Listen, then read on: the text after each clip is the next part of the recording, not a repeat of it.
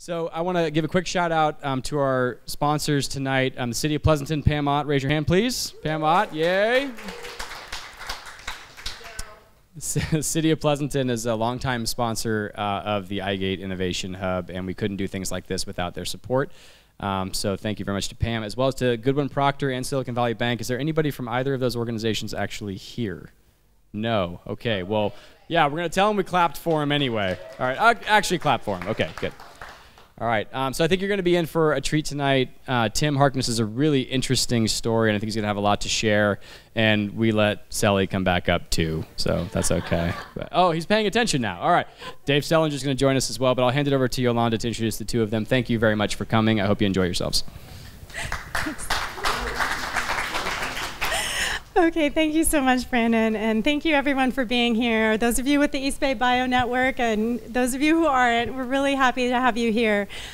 East Bay Bio Network is just a little bit about our organization, is a pretty much an informal networking group who we basically got together because we didn't want to have to drive to South San Francisco or to Menlo Park for every networking event. And there are enough of us who live and work in the East Bay that we thought, hey, let's try and support each other's careers closer to where we live. So having a space like this where we have support from other entrepreneurs who are also interested in developing companies in the East Bay is really important to us. And I'd just like to introduce now our speakers. We have an interview style. Dave Selinger is going to be conducting the interview. He is a serial entrepreneur, and you might know him from Redfin. He also started Deep Sentinel, and he's currently involved in a new startup. His new startup is Deep Sentinel, and he also had a company, Rich Relevance. So he's very focused right now on AI and applying that. He's also part of a Tri-Valley Ventures, and so is Hitch, and we're really grateful to have investors here in the East Bay who are in the Tri-Valley and really interested in investing here. Our keynote speaker, our interviewee, is Tim Harkness. I'm going to catch you with your mouth full. One of the reasons we are so pleased he can be here, his company, Unchain Labs, is here in Pleasanton.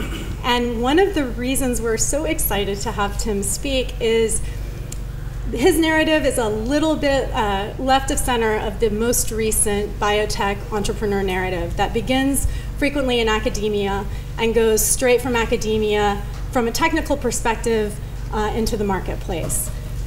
Tim brings his experience from molecular devices, from Protein Simple, as a business person. He was CFO at Molecular Devices. He was CEO at Protein Simple. He is not a tech person, but he recognized and understood a biotech market very well, saw an opportunity, seized it, and started Unchain Labs in his backyard. So with that, I'm going to hand it over to Tim and Sally and let them tell you the secrets of starting a biotech company. Thank you.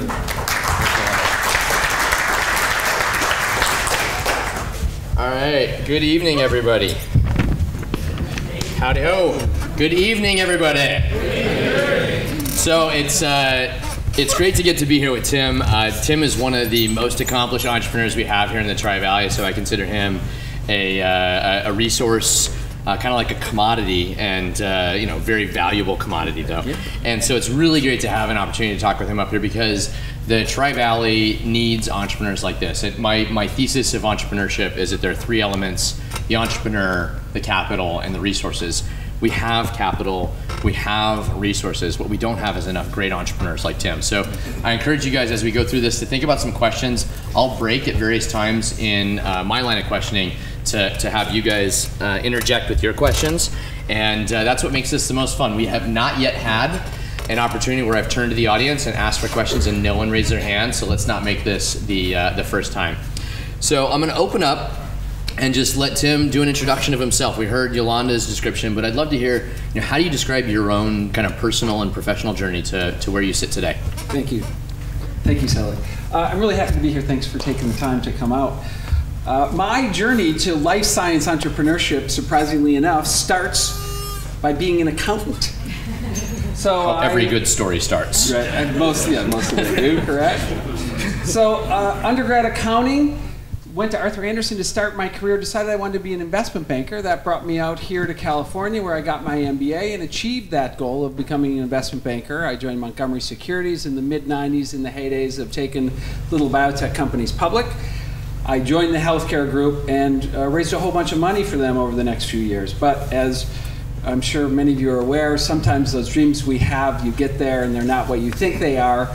So I decided I needed to have a stake in something and get out of the advisory world. That brought me to the world where I live today, which is life science technology. I became the CFO, as Yolanda told you, of Molecular Devices, and that's really where I cut my teeth in two things: in the industry that I'm in, so life science technology, and more importantly, really importantly for this conversation, in leadership. I was talking to someone before this. I don't think you wake up in the morning and you roll out of bed and you're a leader or a manager. I learned those skills. I had a good mentor at Molecular Devices and put the time into learning them. So that's what I did at Molecular. We sold that business. We grew it from 30 million to a couple hundred million and then sold it. The next thing I did is really, I can draw a line from the next thing I did and to this chair. And the next thing I did was a massive, huge professional mistake. And I'm very happy and proud to say that. So what I did on paper looked great. I went and became the CFO of a biotech company that had a larger market cap, more employees, just looked like the right thing to do. And I got there and I almost immediately knew it was exactly the wrong thing to do. And here's what I figured out. Number one, biotech is not life science technology. Okay, so I was a life science tools guy. I came to realize that. Second, I was sitting in this CFO chair, really not involved in the important decisions. And the experience I came from at Molecular, I had the good fortune of being able to run that business in a way with my partner, with my boss, Joe Keegan, the CEO, who's still a friend and mentor of mine. So that's number two. CFO wasn't good enough for me anymore. And third, most importantly, I looked around and it just weren't the people I wanted to be with. So that mistake allowed me to get the conviction right there and then, this was in 2008, to say from here on out, all I'm going to do is to be the CEO of a life science tools business, and I'm only going to work with the people that I want to work with. Okay, and I don't know how many of you in this room have kind of made that call, but that's a big call. That's a very vulnerable place to live. You've never been a CEO. You put your hand up. You say to the world, hey, that's what I'm going to be. I'm going to be this. You actually don't know when you say that if anyone will let you do it or if you actually can do it. But that mistake allowed me to do that. Okay, so then fast forward, got to Protein Simple. Out of that, grew that from nothing to something, sold it in 2014. And then I imagine what we're going to talk about a little bit more here tonight is what happened with Unchain Labs. 2 days after I was out, for some of you know, I was fired from Protein Simple after the business was acquired. I decided to start Unchain Labs, and that's where I am today, and so we can talk a little bit more about that. Well, you mentioned something that I think is important, and that for those of us that are not like deep in it would not know, which is you said biotech is not life sciences. Where and how do you draw that line? And it sounds like it's an important one for all of us to kind of carry with us through the conversation. Yeah. How many people in the room, just so I have context, are life science people? A few, okay, about a quarter. Biotech or pharma, what they're trying to do is discover drugs, period, full stop, right? That is science coming up with a therapeutic, putting that therapeutic through clinical trials to see if it's efficacious, if it's safe. That is what they do. Those are big binary bets on whether or not something works. That is not at all what I do. What we do in life science technology is we come up with a product idea, we turn that product into something that will solve a problem. This is technology that is a piece of hardware that has software in it that uses chemistry and physics to help someone understand biology. And then we sell those things for somewhere between $30,000 1,000, 100,000 to up to $1 million or $2 million. As life science technology, if you think about what's in my shop down the road, we have a bunch of people who make these things or come up with the ideas. We have a bunch of people who then build them. Then we have people that sell them, and then we ship them out, and we sell to those biopharma people who are discovering drugs. They're very different business models. I actually didn't know either. I figured it out. Okay, fair enough. And that was part of the discovery when you went It was, completely, okay. yes. Okay, got it. And so you're fired, it's Tuesday, which by the way, for those of you who don't know, CFO is almost always the first person who gets fired after an acquisition. Yeah. So, you know, there's no real judgment on your personality or capability. We'll get to that in a moment. Yeah. But so you're 2 days after you get fired, it's now Thursday, you've gone to the hop yard, you're done being at the hop yard, and you come up with the idea of Unchain Labs, right? So what was that light of inspiration? Was it around being the CEO? Yeah. Was it around an idea? Was it kind of a combination of the two? Yeah, so I was the CEO at Protein Simple. So I took that business, we took that business, me and my team, took it from 0 to 50 million, we sold it for 300. That business is kind of along the lines of what I just described from life science technology. We sold it to a consolidator in the space. I worked for that larger company for a short period of time, for a number of weeks, and then that clearly wasn't going to work. That person fired me. Okay. It was literally 2 days, and I went for a bike ride, and I came home from the bike ride, and I said to my wife, well, I have this idea. I know of this thing that's out there. It was a technology that was embedded in this public company in the UK, and I told her, you know, I think they're going to flush this thing. I think I could go buy it, and if I don't do this, I think it's actually going to go away. Like, it's going to go into the ether. No one will ever know that it was there. And this is like terrible timing, right? I just spent 5+ years building and grinding Protein Simple, and then ejected out, huge, gigantic win. And then it's like I didn't even catch my breath. I went up the hill, and I came down the hill, and my wife said, well, you got to go look at it. And there's a lesson in that. It's the timing of things is really important. When you see an opportunity, they're fleeting. And this was exactly that. It was a fleeting opportunity, so I called the UK company, and over the next few months, I negotiated to buy that technology, that product line out. I went and raised money from Syndicate here locally, and started the business 3 or 4 months later. That was in October when I made the call, and then started it in February. Okay. And what was that technology? Yeah. So this technology is an analytical tool to help someone looking at large molecules of biologic understand the stability of that biologic and determine the best formulation. I'm not going to get too techy here. I don't have a technical background, but it is one of the things I learned at Protein Simple was that this space of biologics was important. So today, basically everything you hear about pharma and biotech has to do with large molecules, has to do with biologics. That is the trend of the future. It's estimated, depending on what you look at, by 2020, over half of all drugs will be biologics. These things that you hear about targeted therapeutics, mostly injectables that have high efficacy on a small group of people, those are all biologics. So I knew that that trend was coming because I had seen it at Protein Simple.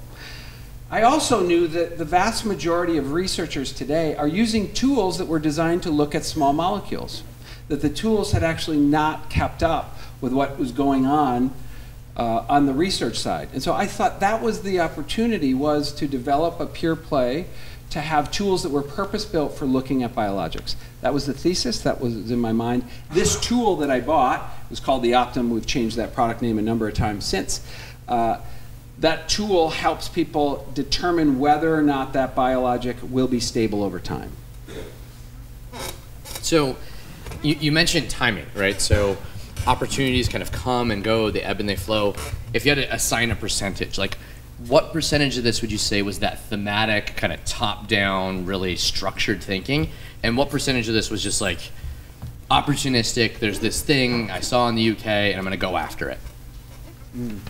It's all the latter. Okay. It's all the latter. I don't think you can design much of this. If I think back on my story, my personal story, how it ebbed and flowed and where I got to, it's not designed. There's actually no design in it. But there's a lot of times when you have to know, you have to recognize a bad situation, you have to recognize a good situation, you have to recognize an opportunity. And then you have to have courage. Like you just, at that point, you have to jump into the unknown. And I think I can do that, right? I think what I've shown over the years is that I can say, well, that's a complete unknown. I don't know if I can buy that thing, and I don't know if I can go raise this money, but I will go give it a try, and I think I can make a pitch to do that. So you must recognize it and then grab it. It's the grabbing that's the thing people don't do enough, I think. Well, so the grabbing, right? That's kind of scary in your situation, right? So you also, as I understood that kind of chronology, you went out and called this company in the UK having no funding yet. And That's so in correct. some senses you kind of had this like chicken and egg problem that you designed. How did you navigate that? Was that just a function of sheer will? I mean, that's kind of what your answer suggests, or was there more kind of strategy and nuance to that? I've been doing deals for a long time, so the deal doing I had no fear of doing. Capital actually is an important piece of this conversation. I could have bought that business myself, but I actually believe that the combination of management, expertise, and capital is a way better way to approach building something. And I would not have done that without the discipline that capital had. So also remember, Protein Simple, investors made a lot. So I had investors that I had been with who were interested and had come to me and said, we will fund you for the next time, what do you want to do? I took one of those and then I ended up finding a couple others. And one ended up dropping out, and so it ended up being the normal, I don't know how many of you have gone out and raised money, but the normal Sand Hill Road, parade. Well, tell us about that though. I mean, like, so how many of you guys have raised more than $10 million? Exactly. So like let's hear the story, man. Like let's dig into that. So you said you call this company in the UK. You're just hey, I'm Tim. Yeah, I'm Tim. I want to buy a part of your business, right? So yeah, I'm the ex-CEO of Protein Simple, and so they did know that. So I had credibility. I had built-in credibility. I've been in this space for a long time too. So if you're in the life science technology space, you likely knew Molecular Devices, you likely knew Protein Simple, and you may have known me. So I walked in with that credibility, and I had done deals over time. So they were. It was just me. There was nobody behind me. I had no syndicate, but I was certainly walking in there saying, I can get this money, here's what I'm going to do. And I think they believed that. Raising money is not done until the money is in the bank. And so in this case, I had one of my prior funders who had said, again, we'll give you what you want. What do you want to do? And so I knew I had him. Another person had said the same thing to me, and I counted on that. And so I got my deal negotiated, and then the first time we're talking about, okay, funding timeline, these guys are behind me. The guy says to me, well, I think we're going to need another deal. You're going to do another deal before we're going to want to fund it. And I'm like, what do you mean? Like, there's no other deal. This is the deal. I'm not going to I can't wait to fund until we get the other thing. So I had to eject him out. And then I used my own network and my other venture capitalist network to do the 20 or 30 meetings. That process went pretty well. And on the day that I accepted money from my prior investor was Novo. The person that came in was Canaan and TPG Biotech. On the day that I accepted money, I had to call people and tell certain people no, and they were not happy. And I thought, man, this is the best day of my life. People want to give you money, and you have to tell them no. And in fact, I took another $5 million because I just figured, well, I should just take that money. You can never have too much. You can never have too much. If you think you can, you're wrong. So lesson number one, you can never have too much money. Never have too much. Never have too much capital. Okay. Yeah. Cool. So you said you pitched, and I'm going to dig into this because funding is kind of, to those of us that have not done funding before, it is kind of a mystery, right? I mean, there's all this stuff that happens behind closed doors. There's entire websites dedicated that, those of us that are getting started, we read TechCrunch like it were a Bible and like a dictated story and history of Silicon Valley. But really what I think the interesting part of the story is what they don't talk about. So you had these 20 to 23 pitches. You said they went well. What were you pitching? Was it a deck? Was it just an idea? Was it a specific deal, the deal that you had negotiated and a long-term vision? How did you kind of construct that to match what was going on in Silicon Valley? And this timing life sciences were in an okay state as it relates to funding, or were they in a down state where people were not that interested in investing? People don't fund life science technology that frequently. For those of you that are getting seed rounds, like it's not, all the venture capitalists that used to be around, circling around it, they aren't there. So you really have to go to alternative flavors. In my case, I'm a little later stage, so I am able to pitch a business, right? The pitch, I'm a big believer in clarity, brevity, and passion. I don't know if you can feel it from up there. So the passion part, like that's pretty easy for me. It kind of just comes out when I have conviction about something. I have credibility in the space, but I was pitching the opportunity, number one, to go after a space that was big. Every venture capitalist who invests in healthcare knows about biologics. The vast majority of their portfolios are in them. They're therapeutic investments, that's where they are. So that was good, that resonated with them. Second is what I do, my pitch, and we're kind of accelerating through this, but that's okay. My pitch is that I can give them venture capital returns without venture risk. Venture returns without venture risk, and I do that because what we find is an underappreciated asset, an underscale asset. In this case, I bought it out of a public company, but I'll buy it from an entrepreneur, I'll buy it from VCs, I don't care, I'll buy it from anybody. What I look for when I buy that is a de-risked asset. So, a product that someone has developed that has been purchased by biopharma. Whether they sold 5 or 10 or 50 or 100, they must have sold something. Because what that tells me is that that thing is solving a problem. What I've taken off there is I've taken off all technology risk. Zero technology risk. I know that product's out there. It's not perfect, I'm sure of it. But there's a feedback loop. I can go to Pfizer, I can go to GSK and say, what makes this better? What do you need? And incorporate it in my next phase. Okay, so I buy the product that's de-risked in what it is. The next thing is, we sprinkle our magic dust, and this is my pitch, is that what we do is we make that product better and more complete. So we will evolve the product offering, evolve it both with people and technology. So we will make it the next thing, the thing that it should be, and then we will invest massively in distribution. So a customer, most life sciences customers need help to be successful with this technology. And so having people in the field all over the world who can not only sell and touch those customers, but also make them successful, field application scientist, a field service engineer, that is part of the product offering. So I take capital from venture capitalists, I buy little assets, I invest in my team internally to develop new products and distribution to make customers successful. Okay? I put all of that together in a coherent whole. Right, so there's nothing in my portfolio today that doesn't touch biologics. Because at the end of the day, ultimately this business will likely be acquired. That's the ultimate endgame. So I pitch that whole story. I pitch that I buy things at 1 to 2 times revenue. I will gin up organic growth in these product lines. We'll get it over 25%. That business, a portfolio of a bunch of these things, rationalized through a single distribution channel, someone ultimately will pay me 5 to 6 times. That is the game that I play, that is the pitch that I make, and it seems to work.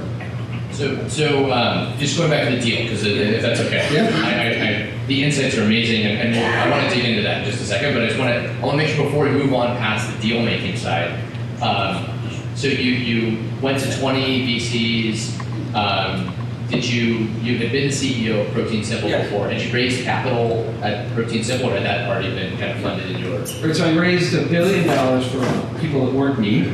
At Protein Simple, I raised 60, and so I was out looking for 20. Okay. I also had a term sheet on my own deal before that. So yeah, I mean, I had done it a couple times. And so you knew kind of the equation, how to present this stuff. Yes. And then you said no to people. How did you choose the partners that you ended up keeping? Well, that person you're going to sit not only in a boardroom with, but you're going to live with them for 5 years. So while this sounds crazy, you got to like these people. I mean, you got to like them. And it's not that I didn't like the people that I said no to, but I also you also need to feel like the conviction on their side. How much do you love each other? Is like the decision-making process, and I'd say that's what drove it. I could have taken it from a number of people. These guys were the end. They also showed me commitment by getting to the finish line quick, right? So they can do things to make you understand their intent and that they're serious. And then you have to handicap, okay, well, do these guys have enough money to push you to the end? I was having a conversation before this too. If you choose a fund that doesn't have money to get you to the next place or ultimately get you to your goal, whatever that is, you're in trouble. Because then you have to walk out into a new syndicate and say, my old syndicate's out. Unless the character of that syndicate is such that they would never follow, right? So they are seed folks. They will not go past that. If they are people who have historically done seed and followed you later and they choose not to go with you, that is going to be a big struggle. So understanding where they were in their fund was really important to me, and that they were committed to this strategy over the long term. I knew I was going to raise, you know, 50, 60, $100 million, whatever I was going to raise. Okay, cool. So your business then, in order to remove that product risk, you're essentially growing by some form of acquisition, right? So how do you choose? That biologics is a pretty big space, as I understand it, and again, I'm an outsider here. How do you choose amongst all the different biologics companies that you might acquire? Yeah. So we're constantly out sensing, right? So I have one PhD scientist that works for me. His job is simply to find the next deal. Our goal is to find one deal a year. I love things that are in trouble. And so most people are attracted to things that are shiny and bright and they're working great. Guess what? That thing costs too much. Okay, I don't like those. I'm not going to win that. And so we find things where there is an underlying, I want to say this as clearly as I can. The thing I care most about is, does that product solve a problem? If the answer to that question is yes, then I'm very interested in somebody who's struggling. The person who's struggling usually is, or can oftentimes be, an entrepreneur who's bootstrapped something. They've done this for 5 or 10 or 15 years. They've grown their business to $3 or $4 or $5 million. And then they have this realization, uh-oh, if I want to get this thing bigger, I need to make this investment in distribution. Wow, that's going to cost a lot of capital. That person usually doesn't have the management experience, the expertise in raising capital to do that, and then they find themselves capital starved. So they know they can't grow without capital, so capital becomes the thing, capital and expertise becomes the thing that they're missing. And then I love it when they fumble a bit, right? So business has been growing 5 or 10%, then they're down 20. That's the thing we look for, because we do have to convince people that we're going to buy them and that they can trust that we're going to buy them, that we're going to treat their baby well, and that we can get to close, and that that we are a premium payer. And believe it or not, even though I'm saying all that, we pay more than other people will pay for that asset. I'm happy to pay more than others for that asset because we're looking for things that we can do better. What we do well is develop products and sell them, make customers successful. So when you go and you let's say, you know, I've got a little company, like you said, I've got 10 customers, my revenue is now down 20%. You approach me.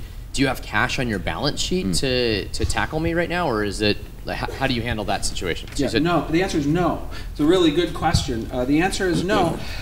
Over time, I have learned and come to believe that any good deal is financeable. You bring a deal that is good, meaning you're paying a reasonable price, you can show that you're going to turn that thing into something else, you have credibility, team behind you to turn to make that pitch, that money will be everywhere for that deal. So I've had investors in the past who have come to me and said, hey, let us give you money here. By the way, this is at lower valuations, right? Earlier is lower valuations. Let us give you this money, you put it on your balance sheet, or we'll just do our deal now and you can pull this money down to do the deal. And my answer to that is no. I would rather have the discipline of going out and raising money for every single deal I do. I think it leads to a better deal because then you have to convince someone, you have to work to get the best deal, and I've never had trouble finding money for it. So I don't have it on my balance sheet. So I'm gonna poke on that a little bit. Is that okay? Do, yeah. So you said you can never have enough capital though, and it just sounds so attractive. Someone's gonna write you a check for 15 or 20 million bucks. So whenever you find that next deal, you've got some leverage in negotiating that deal. Walk me through that. I mean, like, why would you say no to that? Are there specific examples that can kind of push me to believe that more? Yeah, so we get more capital than we need for a deal. So when I do a deal, I bought the first business for $3 or $5 million. I don't even know what it was. I raised 25. Okay, so that is a little more than 3. A little more, but that was in the beginning. For the most recent deals, we've done 4 deals. I'm not an accountant, though. We've done 4 deals in the last 2 years, and in all those cases, we've raised a little bit more than what the deal was for. We are well capitalized. I believe in being very well capitalized, preparing for that downturn that will inevitably happen. Whether it's a competitor, whether you screw something up, something will happen. So I believe in having that amount of capital. But I don't believe in having $20 million sitting there. You know why? Because it will force you to do something stupid. Yeah, it'll force you to be irresponsible. It'll force you to think differently. Like, I got this big thing sitting here. I got $20 million like hanging over my head. What am I doing with it? I want to make the right decision. And whether it's 1 month, 2 months, or 2 years between deals, we should find the right deal. And if I can't get capital for it, we shouldn't do the deal. Like, I actually believe that. So I would chalk that one up as the second lesson, right? Like very, very crisply, right? Like capital's available for the right deals. Always. And if you can't find it, that's actually the lesson, right? You're not tricking anyone by having it on your balance sheet, would be. Yeah, and so just a story on that. I learned this lesson the first deal that I did. So when I joined Protein Simple as the CEO, it was called something else at that point. It was a traditional, straight-up VC technology-backed company. I was naive and young and not very wise. But I found a deal that looked good to buy this little public company. And I thought, okay, this deal looks good. I know I can buy it. I kind of had some inside understanding of who they were and what they were. And what I was afraid of is that when I went to my board, who were straight up old VC guys, they're not private equity guys. These aren't guys that finance acquisitions. These are guys who finance technology. I was like, man, these guys are going to laugh me out of the room. Like, am I really going to do this? Am I going to go to that board meeting and get these guys to like this deal? So I go to this board meeting. I spend a lot of time on the pitch. I do the pitch. They are immediately in. Like, no, like, yes, yes, yes, yes. And I was stunned. And that's when I realized that anybody, any investor, for those investors that are in the back of the room, someone presents you a good deal, it doesn't matter where it is, you can smell a good deal and they'll put money into it. Okay, so they can change their stripes for the right answer. This one also had the side benefit of it allowed them to de-risk it. So they had spent a lot of money. They were looking at a no-win. They were looking at a write-off. And so if I can put 15 or 20 million of revenue in the company, it de-risks the whole basket. So you use the term de-risking a couple times. Yeah. Is that a core part of your kind of strategy as a CEO, or like if you balance kind of taking risks, right? Like a lot of people talk about taking the right risks and growing and getting to be a unicorn, which by the way is a horrible frappuccino at Starbucks. But you're talking about it in very different context. How help me reconcile those two things? Yeah, I think it's part of my DNA. I don't even know that I say that word. It's not written down in any slide deck. I'm not walking around talking to people, but I do know that every time I buy something too early, and I have, because not every deal that we've done has worked. When I buy it too early, odds are it's not going to work. And I do believe in building businesses. You've got to build a business. And that business must have multiple cylinders. And the reason you're racing to revenue is so that you can wait for the day when no one needs to give you capital. In my business, that's getting to about 50 million. 40 to 50 million in top line. I think if you get to profitability before that in life science technology, you've sub-optimized valuation because you're not growing the top line. You're not investing in the top line like you could. So I do think about de-risking, but I think about de-risk, I think of de-risking as growth, not investment in technology. Growth of revenue de-risks things for me. Got it. I'm going to digest that and come back to that once my brain has had a chance to get there. Let's change subjects in just a second and go to kind of how we run the company day to day. But before we get off the founding of the company and we change subjects from the founding and the deal making of getting the company started, any questions from the audience about that side? Don't let me down here, right? We've never gone to the audience without a single question. Anybody here? And you're first. So this was the British company, right? Yeah, Vacta. And you think terms of international patents, labor laws, customers? Yes, yes, yes, and I'm completely agnostic to all of it. We will step into the water in any country in terms of doing deals, understanding diligence and doing IP diligence and doing employee diligence and labor law diligence is just part of it, whether it's the US or whether it's the UK or whether it's Belgium, don't care. Well, yes, they're all unique, but happy to do it. In the back there. Thank you. I have a question as far as equity is concerned. If you are raising, let's just say you need $5 million, but you're raising $25 million. How about equity? Do you also compensate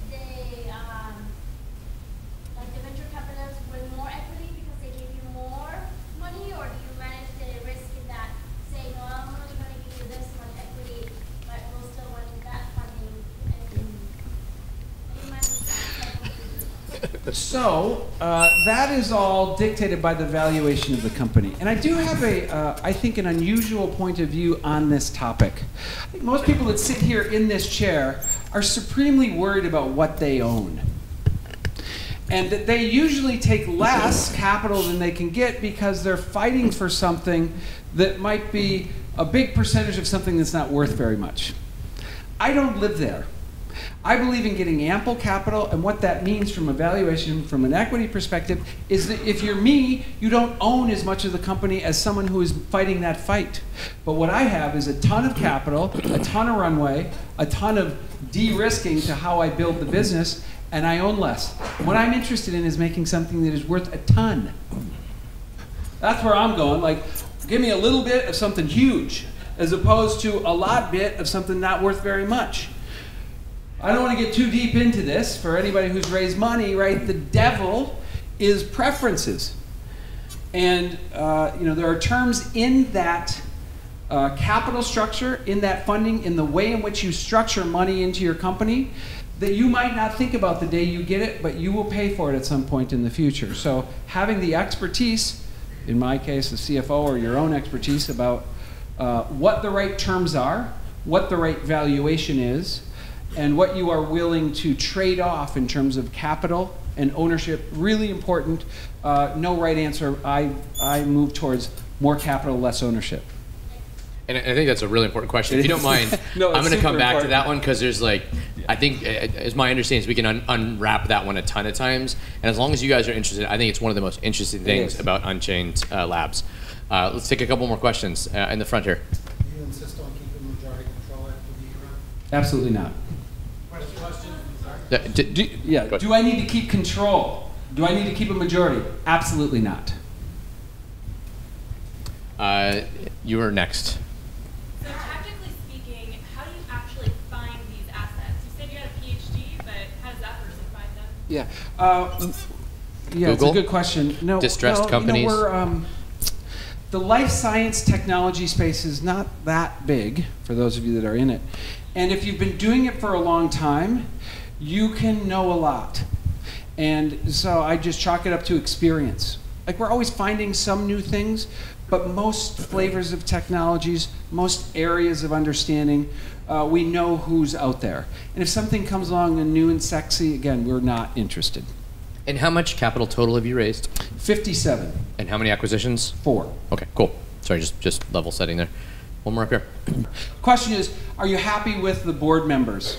Were your instincts right about the people that you chose to work with? And my answer is yes. Now, unfortunately, the person that was my longest standing investor from Novo Ventures left Novo and went somewhere else, and so I've had someone come on there, but I have a long relationship with that person as well. So yes, I feel fortunate and grateful to have the investors that I do. They have been supportive of the strategy and have acted as promised from my perspective, no question. And they're good people.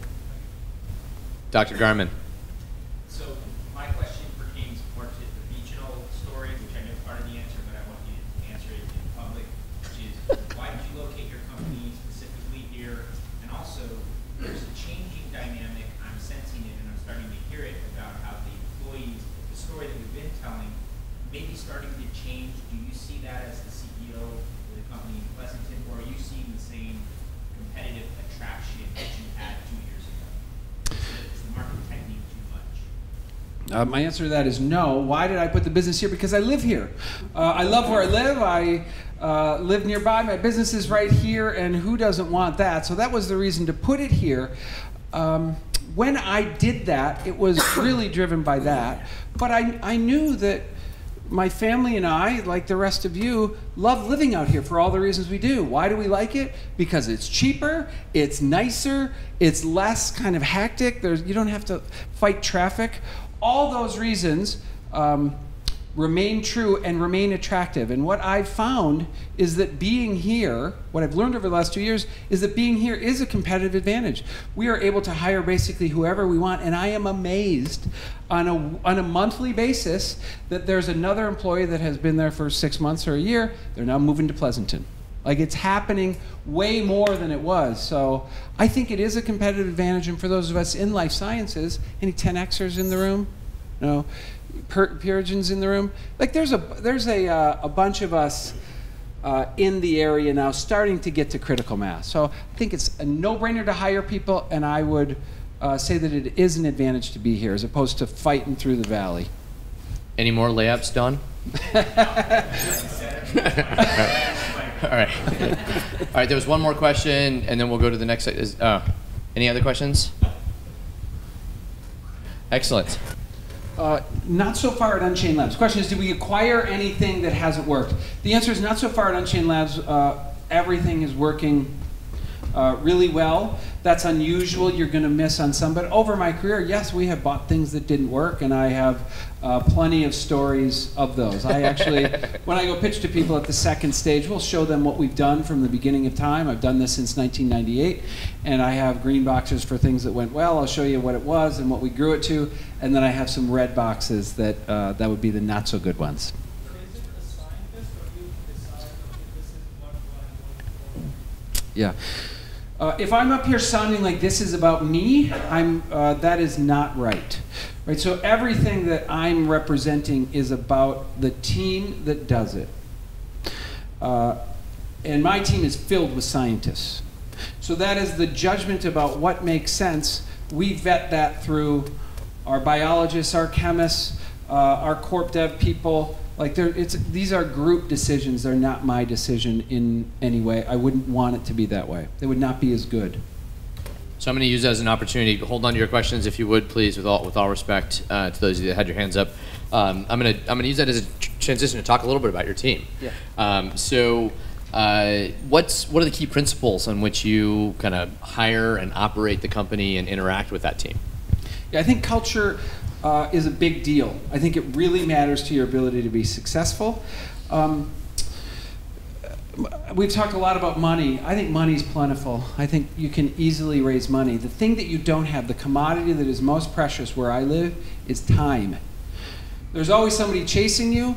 There's always somebody that will be there. Your ability to deliver value over time is really what you have to focus on. What that means to me from a people perspective is that we hire people who know what they're doing.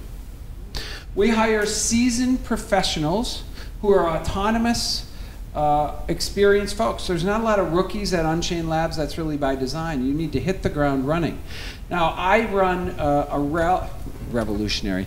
I run a I run a revolutionary company. No, a very unusual culture at Unchain Labs, which I believe in. I run a results-only work environment. We run a results-only work environment. What that means is that every single person in the company knows exactly what they're doing with clarity. And the name of our process is the clarity process. That means everyone in the company has one or at most two goals. Everyone knows what high performance is and what low performance is relative to those goals. Everyone is expected to work together to achieve somewhere in the range. You're a rock star if you're above high performance, and if you're below performance, everyone knows you should expect to have an improve or exit conversation. This is an adult, professional conversation. And as a result, anyone can work wherever they want, however they want. There's no such thing as vacation. There's no such thing as office hours. You don't have to go to a single meeting. You never have to show up anywhere if you don't choose to. Whatever works in your life, you want to work at home all the time, that sounds good. You want to go to movies on Wednesdays? That's perfect. I golf Friday mornings, as Don knows. And so it attracts people who trust in their ability and can act autonomously in a structure that is set up. And just finally, the only things we care about are revenue growth, which is keeping customers successful, and new product development. So those goals at the highest level cascade throughout the organization. So have you ever watched Silicon Valley? Because you have a lot of opportunities to learn and improve. I have. So no yelling then? Where does yelling fit in? I wish I could say there had been no yelling, but I have. But it sounds like it's not part of your culture, right? No. You know, people get a choice of what they do. So you also have acquisitions. What happens to acquisition employees? Are you a company that's like principally dedicated to keeping as many of them, or are they just immediately booted? How do you handle that? Yeah, we handle, everyone is different, and we treat them that way. There is no playbook relative to facilities, relative to people. Great people we're interested in, and not great people we're not interested in. And so we would handle each acquisition that way, and over time, you know, we continue to make the best decisions we can relative to them. We have no religion on how we go about those things, even though we do them all the time. So does the culture in the office, do people stay late? Is it a Silicon Valley like bust ass? It sounds like there aren't that many young people at the company because you're hiring seasoned folks. Yeah. So at 6 o'clock, is it just crickets or? I have no idea because I'm not there. I'm not kidding. Right, so is it a Silicon Valley place? Most everybody that works at Unchain Labs and that was at Protein Simple, you know, they've been through this once or twice. But I disagree with Peter Thiel. Right? I don't believe in hiring young people and grinding them up and requiring them to work forever. I believe that we are all better off if we are managing our work-life balance in the way that best suits us. No one's better off or happier when they're killing themselves. I would prefer that people get as much done in as little time as possible. If you can do your whatever job in 5, 10, 15, 20 hours a week, fantastic. Like, I really don't care at all. I think the concept of measuring input, whether that's input of how, you know, are you sitting at your desk, whether that's input, how hard you're working, like, don't come to me and tell me how hard you're working. It's completely irrelevant to me. I am only concerned with output. And that's the way we'll judge everybody. Okay, so I don't know if it's Silicon Valley. It's not a bunch of young kids wearing hoodies, working until midnight every day. I'm pretty sure of that. Fair enough.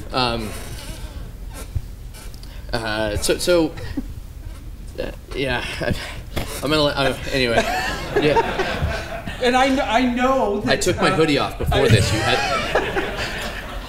It's young people. Yeah. Okay. Oh, are you saying something about being bald too? All right, that's fine. So we're in the East Bay. We're in Pleasanton. To build on Don's question, right? So there's the raw side of Pleasanton. Are there any disadvantages to being out here? No. You see none. I see none. Okay, awesome. So so let's go back to the strategy, if that's okay. So, unless anything else you'd add about kind of the employee and your culture. I think people have to get used to it. Like, people have to self-select into that. It's not for everyone. If you want to hide, there's no hiding, so I just don't believe in allowing people to hide. I also think in today's world that figuring out that you don't work together, you, the company, and any employee, is kind of normal. And like, it's no big deal. Okay, well, this one's not working out. You're not quite giving us what we need. And if I walk around like, you're not very happy, well, that's not very good either. So I really believe in a different approach to that employer-employee relationship. I believe that companies have a responsibility to think about others' happiness. Because I just want to be with people who are engaged and happy and challenged every day. And that's where that's when people shine. That's when people stretch and do more than they think they can, and they turn into something else, and that's where the magic is. And that's not about measuring input, and it's not about grinding people. It's about knowing people, respecting people, giving them autonomy, and letting them run. That's where I live. So I grew up in the Jeff Bezos School of Leadership, be a different one. which is arguably, like 179.9 degrees the other direction. I know. But so where did you learn your school of leadership? I mean, I would never say I disagree with you, right? I always respect folks that are successful in their own vein, but like you obviously learned from a different set of mentors and a different set of ideas and principles and concepts. How did that develop for you? I think we can all agree that Bezos is a little bit more successful than me, so he's clearly doing something pretty right. So there is a story about how I came up with this, and it's a personal story. So I was sitting there getting ready for a board meeting at Protein Simple, and I went to my file drawer, and I pulled it out, and I had this thing called the Balanced Scorecard. Anybody have one? Use one? Know what it is? Anyway, a whole bunch of goals. You have to measure it, and so I did what I was accustomed to doing at that point.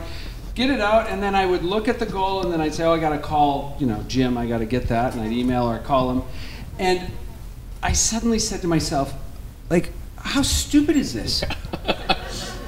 Like, if I don't know how we're doing relative to that metric, why are we measuring the metric? And so that was a blinding insight for me. I'm like, oh my God, I got to do something else here. And then two things happened around that. I read a book by Daniel Pink called Drive, which was very good. And then that referred me to another book called Why Work Sucks and How to Fix It, which was written by the Best Buy folks who really came up with this results-only work environment. Those two things, all of that allowed me to jump out on that cliff, propose to my board of elderly gentlemen, kind of in a soft way. I didn't quite give them the full scoop about what we were doing. Paying out vacation, letting people work whenever they wanted to, go into this clarity process. We're not going to measure anything. We're going to let people, So it was driven by my own realization of how stupid what I was doing was. And plus, it didn't work for me. I don't like to work Fridays. I like to golf Fridays, and I like to go to the mountains, and so that's been true for me for a long time. So it was also recognizing that, maybe you do like to work Fridays. Maybe, I work every morning. I get up super early. Maybe you don't get up till 10 a.m. Like, who cares? And so it was all of those things put together that allowed me to kind of get there. So no one taught me or showed me it. So if I were to boil that all down, right, it's finding what was true to you. It was, right, yes. Really, and listening still to worked. it. It still worked, yeah. Okay, cool. Anyone have any questions about company culture, or I'm going to go back to strategy? Boo on you. All right, so given this idea of acquiring companies, I'm not very mature in my understanding of capital. So help me understand, what's the difference between Unchain Labs and like a traditional private equity firm? Are you basically like a private equity firm in that sense? Yeah, I think it's a fair question, and one that not to be insulting, by the way. Sorry. My answer to that is absolutely not. Big differences between what we do and what a private equity firm would do, but I understand why it might look like that. So a private equity firm would have a collection of assets, and those assets would be expected to do something over time. What we actually bring to the table is our ability to see things together, to have a strategic purity of product, in this case biologics characterization tools, to drive operating leverage by putting similar assets together, and then by combining those tools to make something unusual or different. None of those things would private equity do, and we're not worth anything unless we can drive organic growth. Organic growth has nothing to do with acquisitions, right? Financial engineering from a private equity group, they can absolutely make money by cutting below, even if top line doesn't grow. And then they can sell based on EBITDA. I buy and sell based on top line. And so all we care about is top line growth. A private equity group would never do what we do relative to those investments in people, distribution, and product development. So people, distribution, and product development are kind of the operating tenets of the thesis. Absolutely. Then. Okay, gotcha. And so I'm gonna go back, if it's okay. I want to double click on this capital question, right? So your approach to capital sounds like it's different. So you're not a private equity firm. Correct. You raise capital for every deal. How do you end up not owning 0.01% of the company and all of your employees being diluted out then? Well, that conversation about who owns what happens at every deal. Okay. And so it's not, you don't just let the math flow. You say, we expect to own X. You're going to get Y. Here's what the deal looks like, and here's the returns for you and the returns for me. So it's a thought-out question and an anticipation of the capital structure waterfall. We know that today. We knew it before we started. We know it every single day, and we, management and investors, think it's fair. I don't think people do that enough. I know investors, I respect them, but there's no way you should trust them. They're on the other side of the table. Their job is to take as much of it as they can from you. And that's completely fine. That is totally legitimate. Your job is to know that and to not let them take it from you. But to get what you think is fair. So don't let anyone else tell you what they think is fair. That's up to you. And this all goes into the math of valuation and how that, the dilution is about per share value. What I would tell you is that people focus way too much on per share value, and that there are many constructs that can get you ownership in terms of anti-dilution and can get you cash flow on the waterfall. Got it. So what you do is you try to remove the emotional ties to ownership, or the emotional ties to price per share, or the emotional ties to valuation. You say, let's take all that out.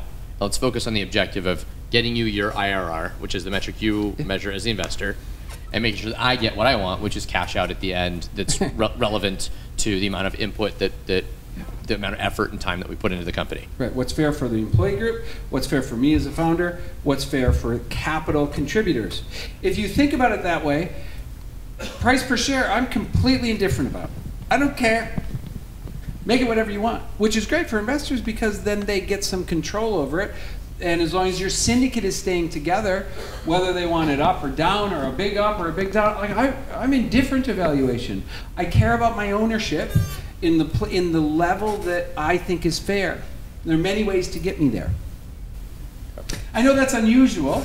I think people waste a lot of time on those conflicts, and trust me, they are conflicts. That's where the rubber meets the road in pricing that round, and when you look at how much you own and how much they own, and oh, by the way, the thing that they win on for these early stage investments is preferences. So liquidation preference, who knows what they are? Okay, not that many.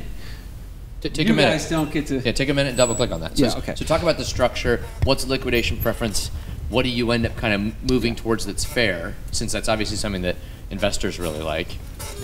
So liquidation preference is what it means. It's in all preferred investments that VCs make. What it means is that the first money out will go to pay the money that was put in. Those things are preferences. So you raise 20 million, the deal will say, okay, the first 20 million out is going to go to pay those preferences. I will expand on this in a minute. And there could be interest that's on top of that. Now there's two kinds of preferred, and this is a very important distinction. Participating and non-participating. And if you were going to take a note of the night, this is what you should write on your piece of paper. The participating preferred is the devil, okay? Because what that means is that a venture capitalist not only gets to take their money out on preferences, get paid out first, but then they get to participate on an as converted basis as a common shareholder after that. So then you get your 20, and then if the thing's worth 40, then they get to get their percentage, whether that percentage is 50 or 20 or 75% of what that final nut is. Okay, so I would not do another deal with participating preferred. I stepped into one that had it. I was too naive when I took that deal at Protein Simple to understand the mechanics of that math. I'm no longer that naive. And so today I would not allow participation, meaning that if you sell something for more than preference, your preferred are forced to make a choice. They can get paid out on their preference and stop, or they can participate with you as a common shareholder if it's above preference. And to me, that seems completely fair, right? If it's a loser, okie dokie. You just get paid back some money like it was debt. If it's a winner, let's all share together. You shouldn't get a disproportionate amount, Mr. or Mrs. Investor. So I'm assuming in terms of the deals that you have structured for Unchain Labs, they're what would be called kind of simple terms. Is that right? Yes, I would not do a deal with multiples of preference. It's just another way to move money into their hands. Right. Gotcha. Yeah, people do that just means you're in a weak position, right? If you're allowing those preference to get there, there's something amiss, I think, in that conversation or in the value proposition for one of you. My personal view. So to the woman who asked the question initially, I wanted to make sure we double clicked on that one a little bit more. Do you have any follow on, or are we good? I would probably need to look a little bit more. It's a complex topic. It is. It is. I do have a question. Another question. Oh, look at you, opportunistic. Go for it. So when you look at an investing, do you look for like a specific advantage of a product, or do you, because you could take a business that is has a good product, but all they need is the extra layer of distribution and customers, which is where you could help them to really drive revenue, or do you look for a product that says, okay, well, this one might be better, it has this specific advantage. Do you have a preference in which one you would invest in? Yeah, we're realists when it comes to markets. So most of the markets we participate in are not large, right? These aren't billion-dollar markets. These are $50, $100 million markets. So it's got to have a market potential. And then, as I said before, and I'll continue to bang my fist on, it's got to solve a problem. It's got to solve a problem. And Meaning, so if the product does X but doesn't quite solve a problem, but if you just added this one thing, it would solve a problem, your answer is just no way, Jose. I guess I'm talking about if it's comparable to something that's in the market already. You look for something that's solving a different type of problem in a different type of way, or something that you could potentially take ownership of that you don't have in your investing portfolio, but you could grow. yeah, Well, just to be clear, it's not an investment portfolio. These are it's acquisitions. a business, right?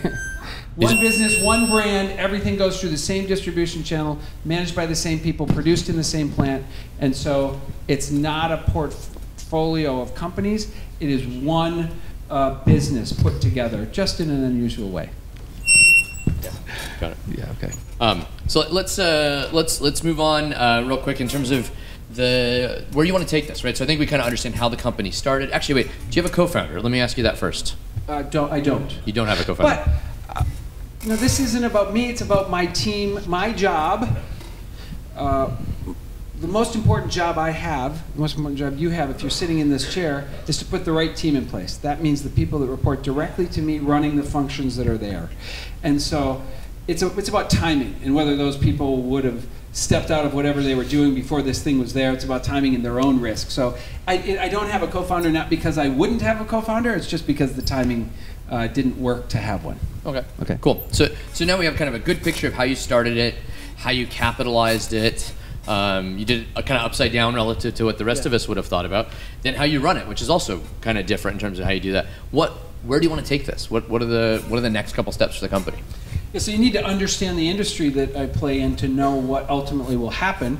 And so this is an industry made up of behemoths, Thermo and Danaher, giant companies with very low cost of capital, very high cash flow and low growth. And so we are building this with that in mind. They need businesses like ours that are high growth, rationally put together, and that's why ultimately if you look at multiples for good businesses, they do pay 5, 6 times. So ultimately that is the likely place we go. Now with Protein Simple, I was going to take that public. We had decided that that was the best route for us. So in the course of going public with my last business, we were taken out. So again, proving the point, it was costly, but it ended up getting someone to buy us. So ultimately that's what will happen. If you're a realist and you look around, if we do our job, someone should be very interested in buying us. Okay.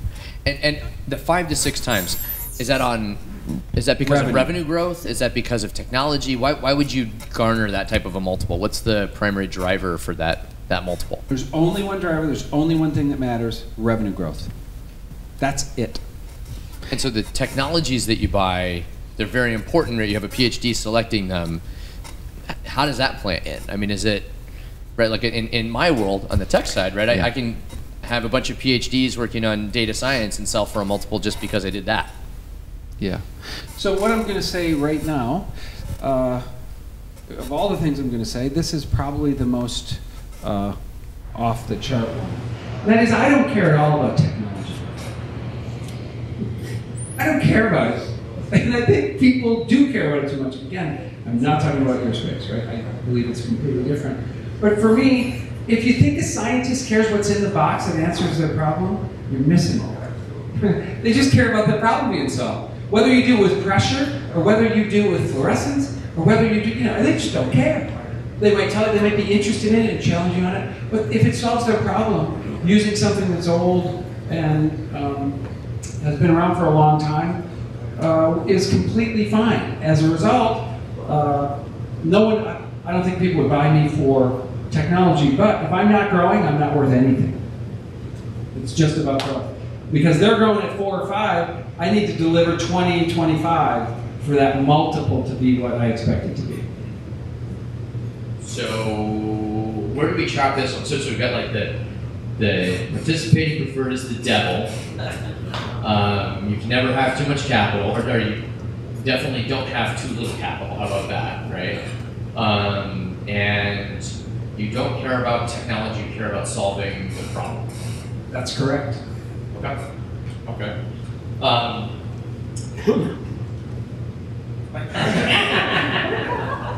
You guys have never seen me fight, but I'm a white belt at something, I'm sure. So let me go to the audience again. So any questions from the audience here? We got one up in the front here. So how do you keep your talent in-house? Like you said, you work with the growth people, right? And then industry is competitive, they can get hired by another company and use your whole game, right? How do you keep them local to your company? Do you have lots of money to pay them? What is, because you have them work whatever they want, how do you keep the collaboration, how do you engage them? What's going on with that? Yeah, how do you keep people? My job is to hire my team, and then my job is to create a bright, shining sun that will make people interested in coming. I think that has to do with culture. I think it has to do with how you stretch people, allow them to stretch. People are not always motivated by money. They are motivated by challenge, timelines that are motivated by achieving something that they didn't think they could do. My job is to think about all of those things in the context of the entire organization, to let people love what they're doing in the way that best suits them, to make sure they're in the right place, and that there's a mutual fit. Many people are unhappy or defensive when somebody wants to leave or quit. Not that many people leave Unchain Labs, but when they do, I'm interested in their success. I'm sorry that it didn't work. I think of it as my failure, and that my job is to do better next time in either choosing them or giving them like a great work experience. So how do I do it? That's what we do every day. I think that's our job as leaders and company builders. Do you have town hall meetings regularly, luncheons? How do you? Quarterly, I have a town hall meeting. Management style. I'm not walking around getting in people's business. They know I am. I'm completely accessible. Whatever you want to talk about, we're in this together. So I think that they know exactly what we're trying to do. Don't underestimate that. Don't underestimate when people understand the purpose of the company, how you're going about it, what you value. Good luck trying to hire that person from me. They're just not going to go. One more question. The question is, what about revenue ramp? How big do you want to get? And what about manufacturing? Today we're 30 to 35 million. So we founded the business 2 years ago. This year in 2017, our plan will be above 30. We add another 3 or 4, so next year we're close to 50 in terms of revenue. Protein Simple was sold when we were 50, going to 60. There is that kind of curve relative to multiples, so you have to be thoughtful about that. The bigger you get, the checks get pretty big. People notice. People don't notice a 150, 200. They'll notice a 3 or 4 or 500 when their GM of blank business unit wants to come and spend that capital. So that tends to depress multiples as you get a little bit bigger. But this is as much as we've talked about what the exit plan is, and we know what the world looks like, we're not planning for that. What we're planning for is building a business and making it grow organically as fast as we can every day. Manufacturing, we manufacture everything right here in Pleasanton. I've had factories in China, multiple places in China, put them up in China. My view today is that the friction, first of all, the economics have changed relative to exchange rates and labor costs offshore, but that the friction, for someone that cares about putting new products out quickly, that the friction is too high to not have it right next to you. And in fact, I just don't, the cost of labor in any of these parts and technologies in the big scheme of your COGS is very low. It's really about the parts of the technology that's in them, not about the people. So we've got to wrap up here, so I'm going to ask kind of the question to make sure you follow through on your promise, right? So as part of the description here, you promised to share a secret. The secret of being a life science entrepreneur, being successful. What is the secret? What is the secret? I've let the secret out of the bag a couple times. Most people, I believe, have it backwards. They get enamored with the technology. And then they believe that technology is great for whatever reason, and then they do this. My technology is so good, it can be everything to everybody. And then they go try to pitch that. Right? So the problem is that they haven't identified the problem. And that venture capitalists will care about the problem, they will care about the problem in the market more than the technology, even if they're technology people. So the secret is find a problem that needs to be fixed. Fix it with whatever technology, come up with a pitch that will promise someone the fix to that problem. And that, with clarity, is the way to convince someone to give you money. Excellent. Well, thank you to everyone here. Thank you to Tim. Thank you for the sponsor.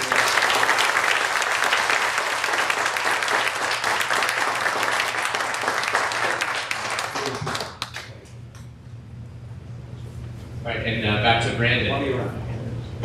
So that was awesome. That was really, really fantastic. Thank you, Tim and Sally, for putting on that show. It was riveting from start to finish. Thank you again to the City of Pleasanton. Pam Ott. If you want to know what's going on in Pleasanton, just hear Tim rave about Pleasanton.